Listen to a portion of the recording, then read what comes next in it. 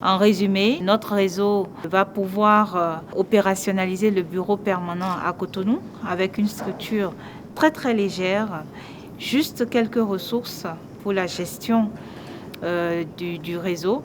Et les ministres, l'instance ministérielle même du réseau ne se réunira que si c'est nécessaire. Et l'instance pourra se réunir en ligne parce que nous sommes des ministres du numérique et nous savons tirer profit des technologies.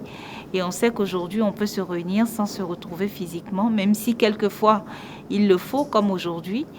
Mais donc le réseau fonctionnera avec agilité, avec rationalité, tout en ayant l'impact que cela doit être et en correspondant à la vision pour laquelle le président de la République a décidé il y a donc 3 ans de mettre en place ce réseau.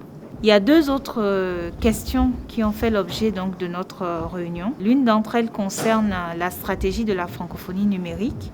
Donc l'OIF nous a présenté le projet de stratégie que nous avons donc examiné et nous avons fait nos recommandations. Et enfin, le dernier, c'était concernant le prochain sommet de Djerba, sommet des chefs d'État, sur une thématique qui est relative au numérique, la connectivité du point de vue technologique, mais aussi du point de vue humain. Et il était en fait normal que le réseau francophone se propose d'examiner de quelle façon contribuer à la préparation de ce sommet.